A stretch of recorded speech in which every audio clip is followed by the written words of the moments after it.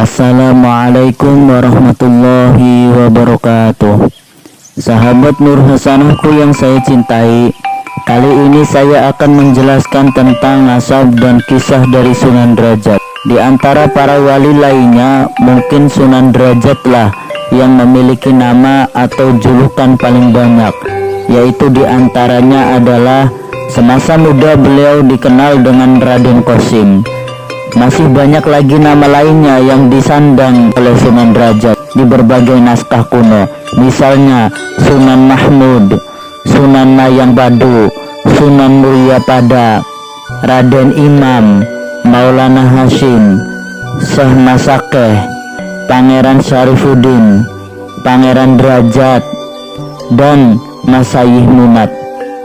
Berikut ini adalah nasab Sunan Derajat. Gak apa-apa, walaupun sebelumnya sudah saya jelaskan di konten Sunan Ampel dan Sunan Bonang. Karena beliau ini adalah ayah dan kakak Sunan Derajat, otomatis nasabnya pun sama. Tetapi tidak apa-apa, barangkali saudara ada yang baru lihat video ini. Mari kita sama-sama simak bagan nasab dari Sunan Derajat. Kita runut dari atas dulu, yaitu dari Nabi Muhammad Rasulullah Shallallahu Alaihi Wasallam. Rasulullah memiliki putri yaitu Sayyidatuna Fatimatuz Zahra dan bersuamikan Sayyidina Ali bin Abi Thalib. Sayyidatuna Fatimah dan Sayyidina Ali dikaruniai putra kembar, yaitu Sayyidina Hasan dan Sayyidina Husain. Nah, nasab Sunan Derajat ini yaitu dari Sayyidina Husain. Sayyidina Husain memiliki putra bernama Sayyid Zainal Abidin. Sayyid Zainal Abidin memiliki putra Sayyid Muhammad Al-Baqir.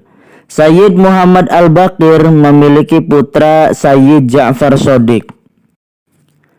Sayyid Ja'far Shadiq memiliki putra Musa Al-Kazim. Nah, perlu diketahui sahabat Nur Hasanahku, Musa Al-Kazim ini adalah kakak dari Sayyid Ali Al-Uraidi.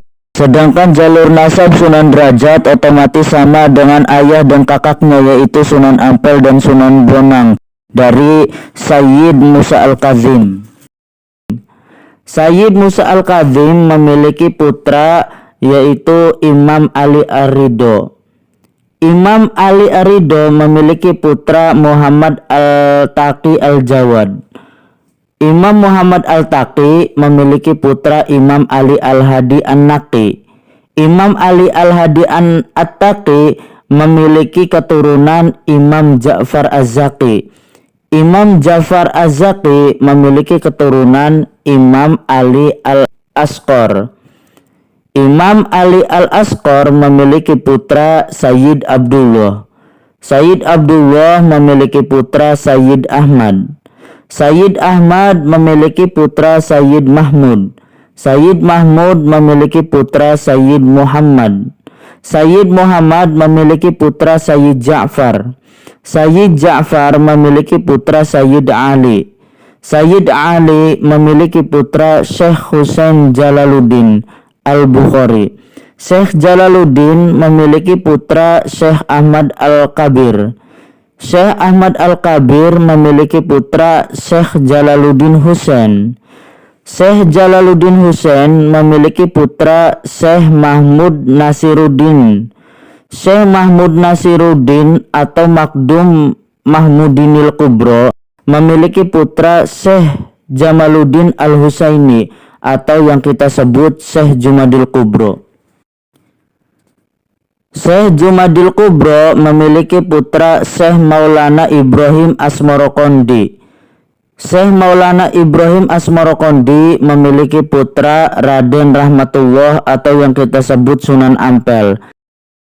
Nah, Sunan Ampel ini memiliki banyak anak, salah satunya yaitu Sunan Derajat. Raden Qasim menghabiskan masa kanak-kanak dan remajanya di kampung halamannya yaitu Ampel Denta, Surabaya.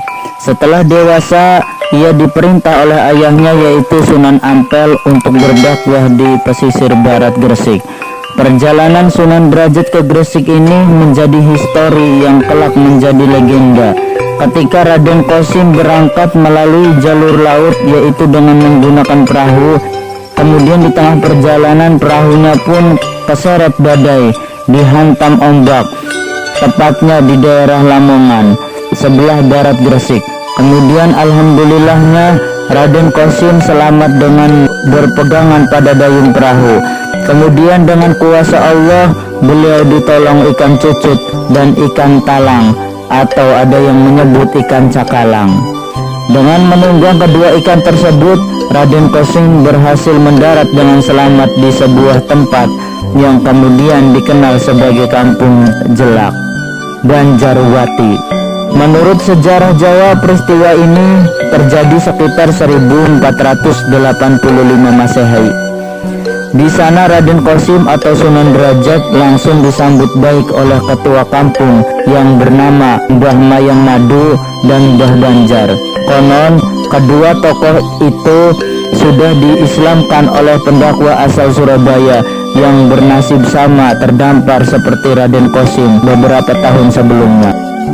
Raden Qasim kemudian menetap di Jelak yang menikah dengan Kemuning, yaitu putri Mbah Mayang Madu. Di Jelak, Raden Qasim mendirikan surau yang kemudian menjadi pesantren tempat mengaji ratusan penduduk. Kampung Jelak yang semula dusun kecil dan terpencil lambat laun berkembang menjadi kampung besar dan sangat ramai. Kemudian namanya berubah menjadi Banjaranyar. Dan setelah selang 3 tahun, Raden Qasim pindah ke selatan sekitar 1 km dari Kampung Jelak, ke tempat yang lebih tinggi dan terbebas dari banjir pada musim hujan. Dan kemudian tempat itu dinamai dengan Derajat. Namun Raden Qasim yang mulai dipanggil Sunan Derajat oleh para pengikutnya masih menganggap tempat itu belum strategis sebagai pusat dakwah Islam. Sunan Derajat lantas diberi izin oleh Sunan Demak, penguasa Lamongan kala itu, untuk membuka lahan baru di daerah perbukitan di selatan. Lahan berupa hutan belantara itu dikenal penduduk sebagai daerah angker. Menurut sejarah, banyak makhluk halus ketika membuka lahan tersebut. Mereka meneror penduduk malam hari dan menyebarkan berbagai penyakit. Namun berkat kesaktian Sunan Derajat mampu mengatasi setelah pembukaan lahan selesai. Sunan Derajat bersama pengikutnya membangun pemukiman baru dengan luas sekitar 9 hektar atas petunjuk Sunan Giri melalui mimpi Sunan Derajat. Sunan Derajat menempati sisi perbukitan selatan, kini menjadi kompleks permakaman dan dinamai Dalem Duhur. Sunan Derajat mendirikan masjid agak jauh di barat tempat tinggalnya. Masjid itulah yang menjadi tempat berdakwah, menyampaikan ajaran Islam kepada penduduk. Sunan Derajat menghabiskan masa hidupnya di Dalem Duhur hingga tutup usianya di tahun 1522 Masehi. Di tempat itu kini dibangun sebuah museum tempat menyimpan barang-barang peninggalan Sunan Derajat, termasuk dayung perahu yang dulu pernah menyelamatkannya. Sedangkan lahan bekas tempat tinggal Sunan Derajat kini dibiarkan kosong dan dikeramatkan. Sunan Derajat terkenal akan kearifan dan kedermawanannya.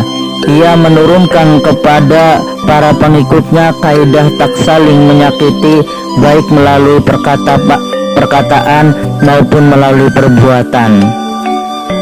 Bapang den simpangi ana catur mungkur. Demikian petuahnya. Maksudnya jangan pernah mendengarkan pembicaraan yang menjelek-jelekan orang lain, apalagi melakukan perbuatan itu.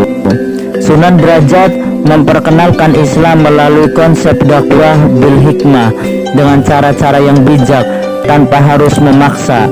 Dalam menyampaikan ajarannya, Sunan Derajat menampung 5 cara. Yang pertama, lewat pengajian secara langsung di masjid ataupun di musola. Cara yang kedua, melalui penyelenggaraan pendidikan di pesantren. Selanjutnya yang ketiga, dengan memberi fatwa atau petuah dalam menyelesaikan sesuatu masalah. Cara yang keempat yaitu dengan melalui kesenian tradisional yang diajarkan ayahnya waktu kecil. Sunan Derajat kerap berdakwah lewat tembang pangkur dengan iringan gending. Yang kelima, ia juga menyampaikan ajaran agama melalui ritual adat tradisional sepanjang tidak bertentangan dengan agama Islam. Dan salah satu ajaranku yang terkenal adalah catur piwulang atau 4 pelajaran dan masih relevan jika digunakan sampai sekarang. Catur piwulang atau 4 pelajaran itu adalah ping setunggal, manio tekodakan maring wong wuto, artinya berilah tongkat kepada orang yang buta. Maknanya adalah berilah ilmu agar orang yang bisa menjadi pandai. Kaping kali maringono maring wong kang luwih, artinya berilah makanan kepada orang yang lapar. Maknanya adalah bersedekahlah membantu masyarakat miskin, anak yatim. Kaping tigo maringono busono maring wong kang wudo, artinya berikanlah baju kepada orang yang telanjang. Maknanya adalah ajarkan etika, adab, sopan santun, kesusilaan kepada orang yang tidak punya malu. Kaping sekawan maringono niup maring wong kudanan, artinya berikanlah tempat berteduh kepada orang yang kehujanan. Maknanya adalah beri perlindungan kepada orang yang menderita. Sunan Derajat sangat memperhatikan masyarakatnya. Ia kerap mengitari perkampungan pada malam hari. Penduduk merasakan aman dan terlindungi dari gangguan makhluk halus yang konon merajalela sebelum datangnya Sunan Derajat. Usai sholat asar, Sunan Derajat juga keliling kampung sambil berzikir, mengingatkan penduduknya untuk melaksanakan sholat maghrib. Berhentilah bekerja, jangan lupa sholat, dengan nada membujuk. Ia selain menelateni warga yang sakit dengan mengobatinya dengan menggunakan ramuan tradisional dan doa. Sebagaimana seperti para wali yang lain, Sunan Derajat pun terkenal dengan kesaktiannya. Sumur Lengsongo di kawasan Sumenggah misalnya diciptakan Sunan Derajat ketika ia merasa kelelahan dalam suatu perjalanan. Ketika itu Sunan Derajat meminta para pengikutnya mencabut wilus-wilus atau sejenis umbi hutan. Ketika Sunan kehausan, ia pun berdoa, maka dari lubang dari bekas umbi itu memancar air bening yang kemudian menjadi sumur abadi. Dalam beberapa sejarah Jawa, Sunan Derajat disebut-sebut menikahi 3 perempuan setelah menikah dengan Dewi Kumining. Sunan Derajat menikahi Nyi Retno Ayu Condro Sekar, putri Adipati Kediri, Raden Surya Dilaga. Peristiwa itu diperkirakan terjadi pada tahun 1465 Masehi. Menurut Babat Cirebon, istri pertama Sunan Derajat adalah Nyai Dewi Sofia, putri Sunan Gunung Jati. Alkisah sebelum sampai di Lamongan, Raden Qasim sempat dikirim ayahnya berguru mengaji kepada Sunan Gunung Jati. Padahal Syarif Hidayatullah atau Sunan Gunung Jati itu dulunya murid Sunan Ampel, ayahnya Sunan Derajat. Bahkan hingga kini memang ada tradisi saling memuridkan. Dalam Babat Cirebon diceritakan, setelah menikahi Dewi Sofia, Raden Qasim tinggal di Derajat. Ada juga yang menyebutnya Syekh Syarifuddin. Bekas padepokan Pangeran Derajat kini menjadi komplek pemakaman, lengkap dengan cungkup makam petilasan yang terletak di Kelurahan Derajat, Kecamatan Sambi. Di sana dibangun sebuah masjid besar yang diberi nama Masjid Nur Derajat. Naskah Baduanar dan naskah Derajat mengisahkan bahwa dengan pernikahannya dengan Nyi Dewi Sofia, Sunan Derajat dikaruniai 3 orang putra, yaitu Pangeran Rekayana atau Pangeran Tranggana, Pangeran Sandi, dan Dewi Wurian. Ada juga yang menceritakan Sunan Derajat pernah menikah dengan Nyai Manten di Cirebon dan dikaruniai 4 orang anak. Namun sayangnya pendapat ini tidak valid atau doif karena terputus ceritanya. atau tidak yakin akan jejak yang kurang meyakinkan. Beliau wafat dan dimakamkan di Desa Derajat, Kecamatan Paciran, Kabupaten Lamongan, Jawa Timur. Itu saja yang saya bisa bagikan tentang kisah Sunan Derajat. Mudah-mudahan bermanfaat. Mohon maaf bila ada kesalahan dari saya. Wallahul muwaffiq ila aqwamit thoriq. Wassalamualaikum warahmatullahi wabarakatuh. Jangan lupa ya, subscribe.